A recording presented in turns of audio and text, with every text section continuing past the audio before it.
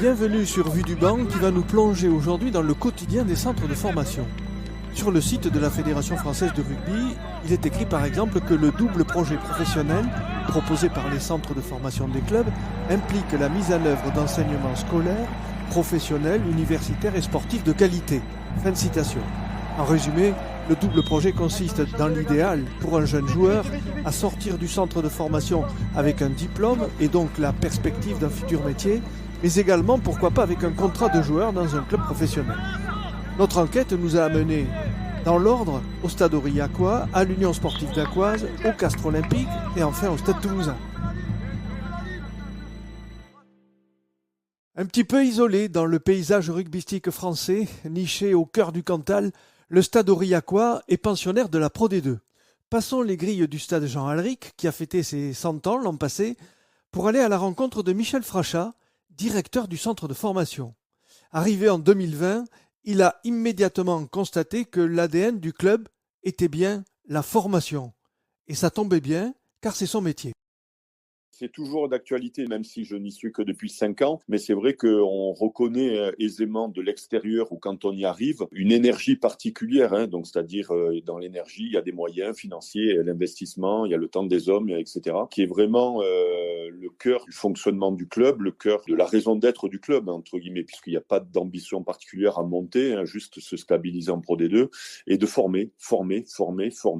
C'est exactement le leitmotiv et le cœur de métier de ce club-là. Ouais.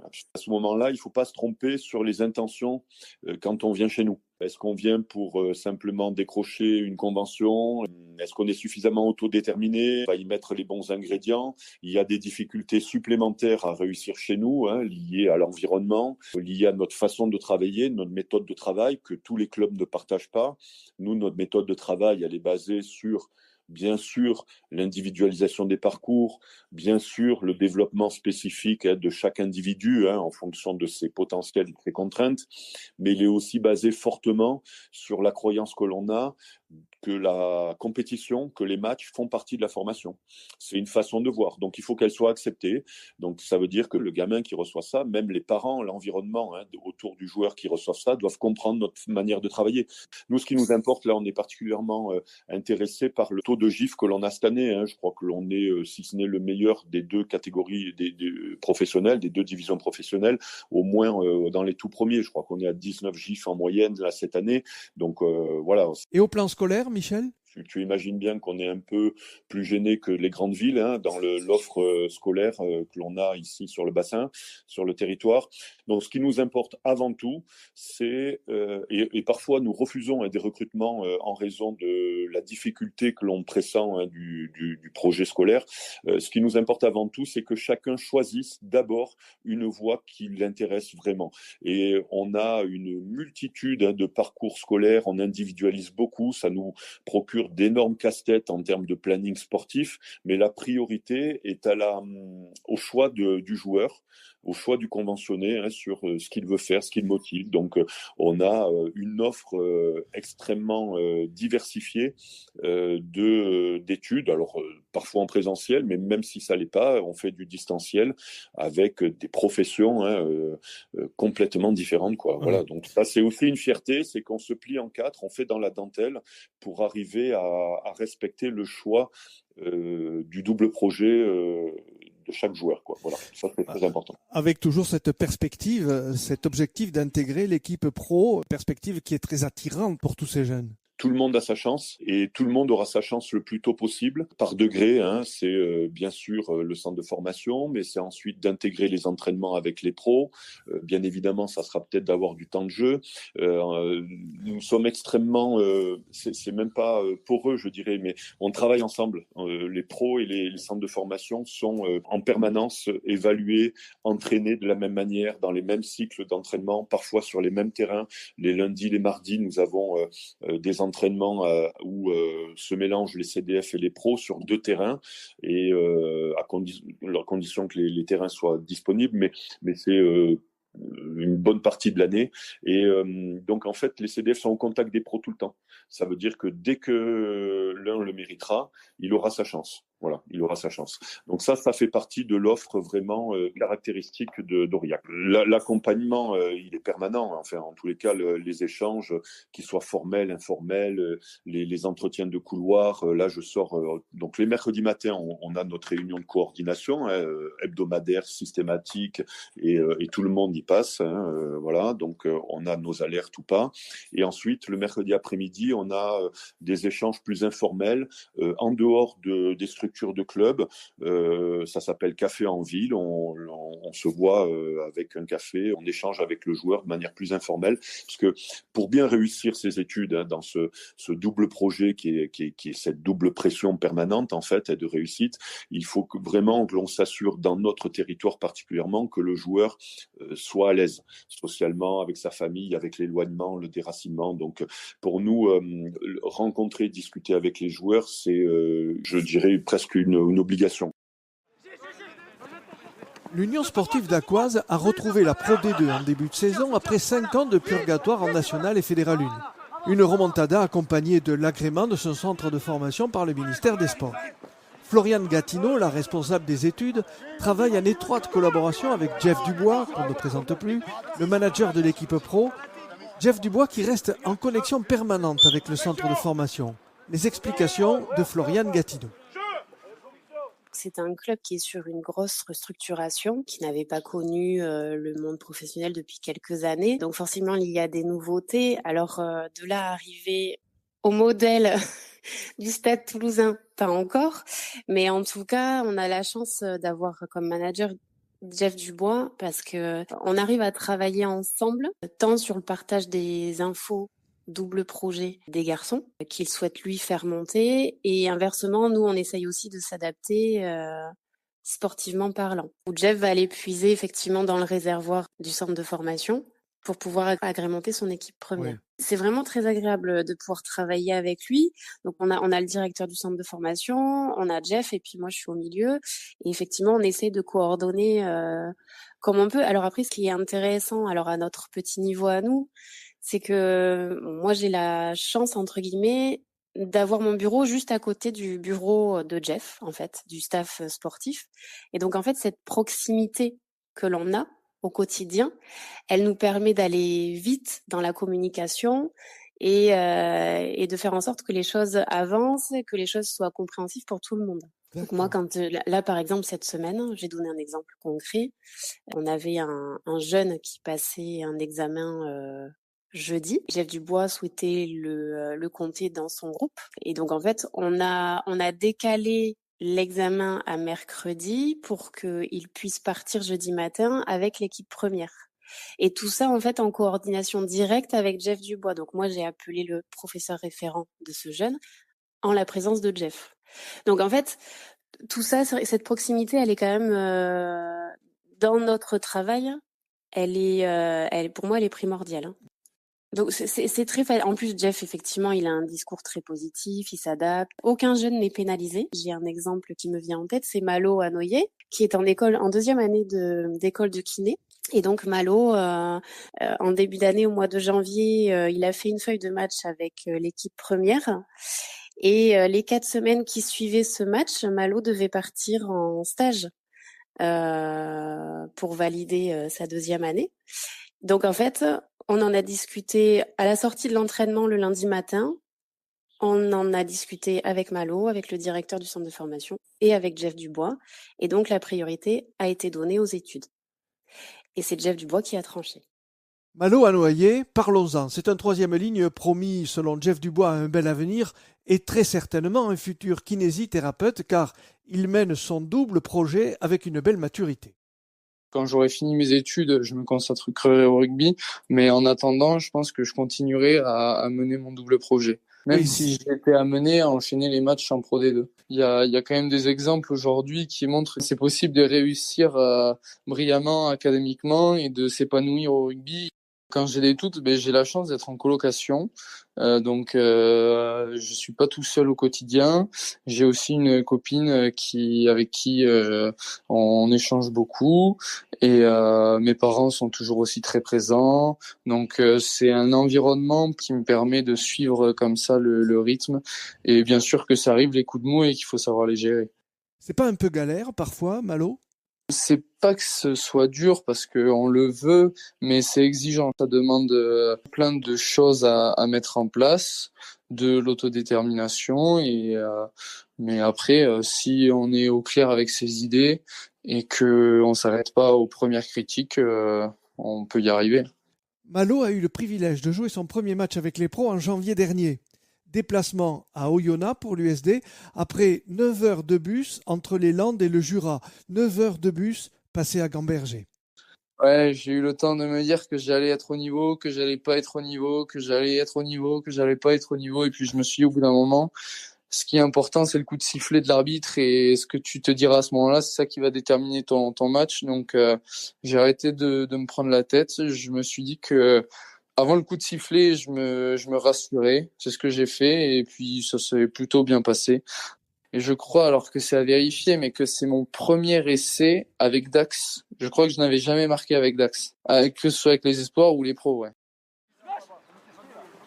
Le Castres Olympique a fait de gros efforts en termes de structuration de son centre de formation, que ce soit au plan scolaire ou au niveau de l'encadrement sportif. Le double projet proposé aux joueurs du CO est porté par 18 collaborateurs, managés par Cédric Jalabert. La formation au club a grandi très vite là sur ces 7, 8, allez 10 dernières saisons. Au début, on était 4 ou 5 intervenants à se partager ou je sais pas si on peut dire partager, mais prendre toutes les missions qui incombent au centre de formation. Et en fait, donc là, l'idée, ça a été de vraiment classifier chaque mission par domaine et de mettre un référent par domaine en plus du directeur pour essayer d'être plus cohérent et d'avoir un suivi plus régulier sur nos jeunes joueurs et les mettre dans les meilleures dispositions. Donc que ce soit évidemment sur le plan du sportif, mais aussi extra-sportif. Et quand je dis extra-sportif, j'englobe tout, le juridique, le scolaire, la logistique. En fait, chaque fois qu'on grandit, les domaines deviennent de plus en plus importants. Et au lieu d'avoir de la transversalité, on essaye que chacun devienne plutôt référent sur son domaine. Donc en fait, là, on a Emmanuel Andrieux qui est en train de devenir la responsable extra-sportive. Donc c'est tout ce qui va concerner, on va dire, les différents domaines et la percussion des différents emplois du temps. Exemple, j'ai un cours mardi après-midi et en même temps j'ai un examen médical obligatoire et une séance de muscu. Voilà, comment je m'organise, qui prend la décision d'eux. Voilà, donc c'est une des nouvelles missions d'Emmanuel. Et donc ensuite, elle est chargée de projet sur la mise en place de tout ce qui est action socio-éducative.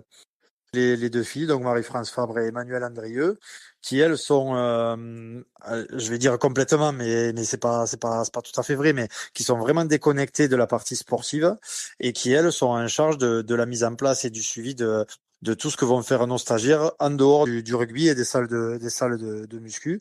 Donc Marie-France, c'est sur toute la partie purement scolaire et Emmanuel, c'est sur tout ce qui est les actions, les réunions, les informations, ou les formations qu'on peut mettre en place en dehors du cadre scolaire purement dit. On se voit beaucoup puisqu'on a une unité de lieu, c'est-à-dire qu'on est tous au même endroit et en même temps, on a la partie sportive qui est de l'autre côté de la route par rapport à la partie, on va dire, extra-sportive. Donc, il y a un petit peu de distance.